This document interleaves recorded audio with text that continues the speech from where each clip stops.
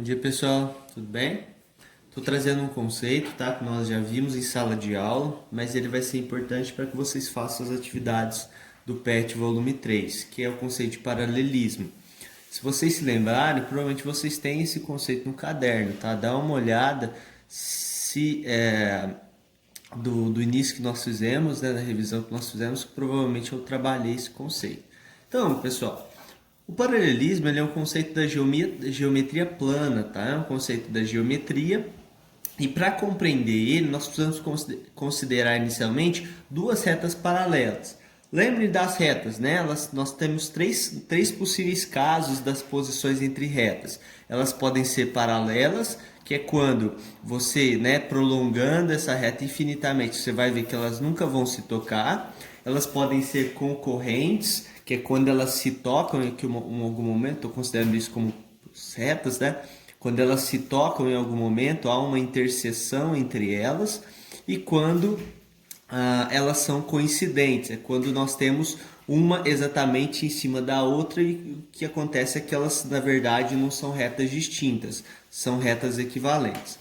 Então, pessoal, considerando duas retas paralelas, tá? Essas retas R e S, que são retas, elas sempre são representadas por letras minúsculas. E esse símbolo matemático, ele significa paralelo. Então, quando eu escrevo R2 barras S, eu estou falando que a reta R é paralela à reta S.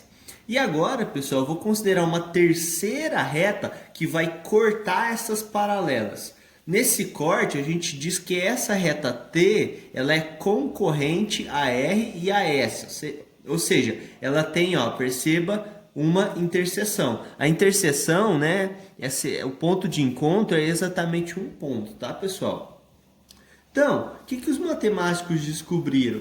Que à medida que você corta essas paralelas por essa reta, ó, você tem a formação de alguns ângulos, tá vendo? Vocês estão vendo aqui, ó? Nós temos a formação de basicamente 8 ângulos. Esses 4 de cima e esses 4 de baixo. E esses ângulos, eles se relacionam entre si, eles não têm medidas aleatórias. Eles se relacionam entre si. E essa é justamente a relação entre eles, é chamado de paralelismo. Vamos entender qual é a relação entre eles. Pessoal, tá aqui as paralelas, a transversal. Tá vendo que, ó, você tem dois tipos de ângulo. Você tem os ângulos internos, aqueles que ficam entre as retas. Perceba que nós temos dois ângulos internos e dois ângulos externos. Os ângulos externos são esses que ficam de fora, de fora dessa região aqui entre as retas. Então, esses caras de dentro são chamados de internos e os caras de fora são chamados de externos. Sabe o que os matemáticos descobriram? Que os ângulos internos e que são alternos têm a mesma medida. Como assim, Guilherme? Olha só.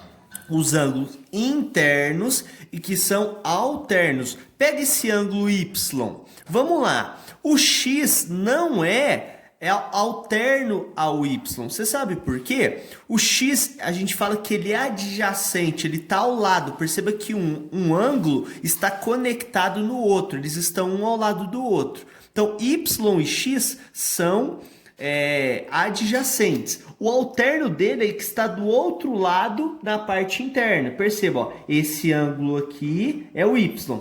O alterno dele interno também tem a medida Y. Então, olha só, basicamente são esses ângulos aqui, ó. Esse ângulo vai ser igual a esse e o ângulo desse lado vai ser igual a esse aqui. Perceba, ó, os alternos, ó, eu pego esse, alterno com esse. Eu pego esse, alterno com esse. Eles têm sempre a mesma medida. E aqui tem mais, pessoal. Qual a relação entre os ângulos de dentro com os de fora? Vocês concordam comigo que ângulos opostos pelo vértice são iguais? O que é isso? Pensa o seguinte, essas duas retas aqui, ó, elas continuam, tá?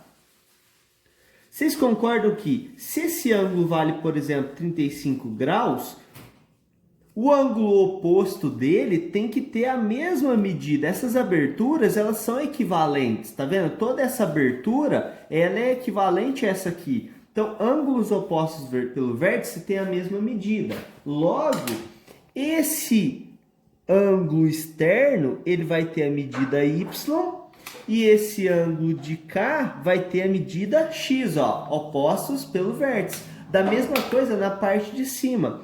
Esse ângulo que vai valer y vai ter medida y e esse ângulo aqui vai ter medida x. Eu estou usando letras porque esses ângulos aqui podem ter qualquer valor, pessoal. Por exemplo, x poderia ser 45 graus e y, pensa comigo, se eu somar x mais y, se eu somar a medida de dois ângulos adjacentes, sempre vai ter que dar 180 graus. Por quê? Porque eu estou cobrindo metade de uma circunferência. Quando eu faço o giro completo, 360 graus. Se eu estou saindo de uma reta e caindo na mesma reta, ó, esse ângulo corresponde ao ângulo raso, com medida 180 graus. Então, se esse, por exemplo, x valesse 45 graus, eu sei que o y tem que valer 135. Afinal, 45 mais 135 vai dar quanto? 180. Então, ó, se esse ângulo aqui valesse 45 graus e esse ângulo, esse aqui, valesse 135 graus, perceba que a soma dá 180, o que eu concluo? Que se esse vale 45, esse aqui vale 45 e esse vale 45. Tá vendo? Com uma medida eu descubro de várias outras. Se esse ângulo vale 135, esse aqui, que é o alterno interno, vale 135 e o oposto dele também vale. Então, essa é a grande propriedade.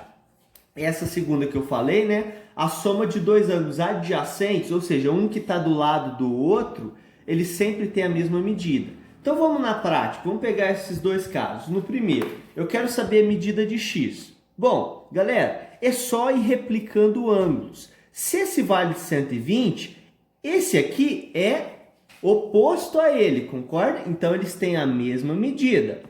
Se esse vale 120, eu sei que, ó, quem que é o alterno interno desse? Se esse vale 120, o alterno interno é esse, 120. Ah, mas espera aí, esse ângulo vale 120. Quem que é o oposto dele? É o x. Então, eu concluo que automaticamente a medida do x tem que ser 120. Afinal, eles são iguais, eles têm a mesma medida. Guilherme, mas por que você não descobriu esse ângulo aqui? A gente sabe que esse ângulo é de 60, né? Porque 120 mais 60, 180. Mas fazia sentido calcular esse ângulo, pessoal? Não, eu quero descobrir o x e simplesmente replicando o 120 eu consegui descobrir. Agora, nesse segundo caso, eu trabalho um pouco mais. Por quê? Perceba o seguinte, pessoal. Se esse ângulo vale x, o oposto dele está aqui. Esse ângulo vale x. Agora, olha só, pessoal. Se esse ângulo vale x, quem que é o alterno interno dele? Ó, o alterno interno dele está de cá. Esse ângulo, então, está valendo x. Agora, perceba, pessoal, eu não posso usar esse raciocínio de ângulos iguais, porque eles não são opostos. Ó, esse ângulo, o oposto dele é esse, não é esse. Mas eles são, sabe o quê? Adjacentes, ó. Se eu somar esse ângulo com esse aqui, quanto que vai ter que dar a soma? 180 graus. Então, pessoal, se eu somar esse ângulo x mais esse ângulo 2x, isso aqui tem que dar 180 graus. Olha as equações entrando na modelagem. Se eu tenho o x e ganho mais 2, eu fico com 3. 3x igual a 180. Resolvendo equações. Se o 3 está multiplicando o x, eu, para isolar, passo ele dividindo, então vai ficar a fração, 180 dividido por 3. E se eu pegar o 180 e dividir 3 partes iguais, vai dar 60. 60 o quê? 60 graus. O que a gente conclui? Se esse ângulo é x e a medida de x é 60, esse ângulo mede 60 graus. Só que esse ângulo ele não mede 60, afinal, ele é o dobro da medida de x. Se o x é 60, vai ficar 2 vezes 60, esse ângulo é de 120. Certo, pessoal? O conceito de paralelismo é esse. Qualquer dúvida, mandem mensagem para mim. E é o conteúdo necessário para que vocês possam resolver os problemas do PET. E aí, qualquer dúvida, né, que vocês tiverem, por favor, entre em contato. Obrigado, tchau.